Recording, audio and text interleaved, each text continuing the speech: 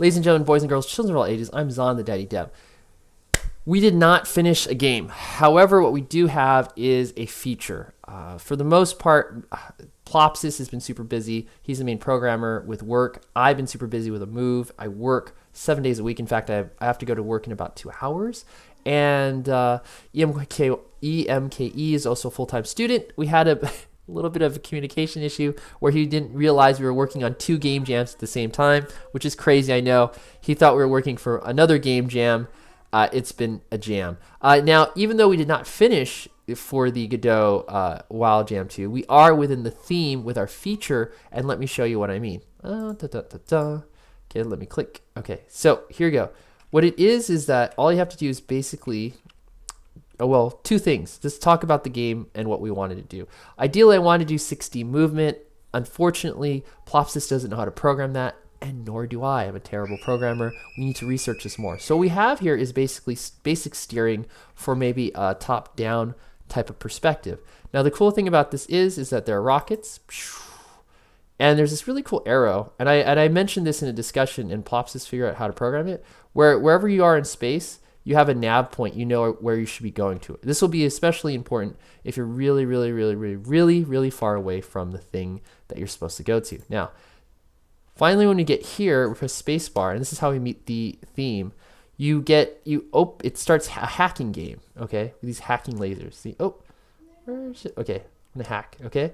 As I'm hacking this thing, you can see the progress bar up top. This is, again, how we're gonna meet the theme from within, okay? Maybe I should have made it more Halloween-y. It's not. And again, I do apologize. It's not a full game. It's a full feature. I'm excited about that. And wow. Bam, we're right here. And this is basically the KidsCanCode tutorial. We have the license to use it, so it is a proxy. We're using this as a proxy. Now, the thing is, obviously, right now, the controls are not the same, so I'm going to have to change the controls in the control setting, and that's what I'm planning to do right here. And that's why I have this thing right here. We're actually just going to go into the project and go into project settings and just change the input mapping so it'll work. That is the plan before I submit this to the game jam. Now, a couple other things to note is that really cool about the programming here. Let's see. As it's in the hit progress, you can see right here that Plopsis pretty much made this an easy hole-in-one for me, where all I had to do is just find a way to exchange the scenes. Now, the way to transition the scenes, I used the scene tree method, which this was a lot easier. However, I think we might need the singleton autoload method, which I've heard some back and forth from some of the other things I've been looking up on how to transition scenes, but we might need that because we are making a Metrovania game. Now, the big thing is that once this feature is now done, we now have it as a template to move forward to the Metrovania game jam, which will be finishing up in November. Now, with all that said, unfortunately, like the big thing for me is I want to use Securus's file. I didn't get a chance to use Securus's file, and I don't know what I'm going to be able to do with this. The issue for me is that Securus's file does not transfer to Godot 3.1.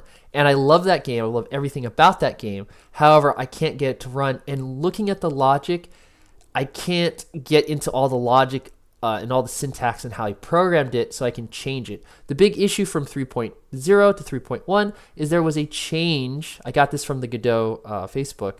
Mark Williams, name finally hit me. Mark Williams had mentioned he thinks the reason why the file won't parse is because the GD script has changed and has added more, I guess, with the classing or whatever, or it's like a I can't remember the term. Anyway, basically the class structure of GD script has changed a little, and because of that change from 3.0 to 3.1, Securus's file needs to be changed as well, and I can't get past the logic. It might take me some time. I'll look through it. Securus is very helpful. I can ask him questions about what he made. He's more than willing to answer those questions, and I ideally just reprogram the game. I have another template that already works in 3.1, and in order to understand the logic, the best way to understand it is actually to just program it, and I might have to recreate the mechanics from that game in the other game. At default, if there's really no time and I really have to think about creating a playable experience, I might just have to make a top-down shooter as a mini hacking game, because that's just what I know how to program at this point. It is what it is. So that's where we're going with this. Now again, why do we not have a finished game? The Godot Jammers is basically built on working men. I would love to have some women so we could be working people, but we're a working men's group. And what does that mean is that because we have day jobs and lives like moving and children or going to university, college, and or working or traveling the world and or programming, we're busy. And because we're so busy, it's taking baby steps to get farther than if we were just, we had more free time. So that is what it is. But what's beautiful about this and why I'm really happy and excited is we do have a feature and we are making games slowly but surely. And that is the big point. So if you are out there, I'm going to be working on this as a business model or a game development pipeline. If you are a busy person and you want to make games as a busy person, maybe look at our team, look at our group, because I'm trying to build this group where busy people can actually make games and maybe make games for a living if things work out. Who knows? Okay. It's your catchphrase here. I am excited and hopeful, and I've got to go to work in about 2 hours. Bye.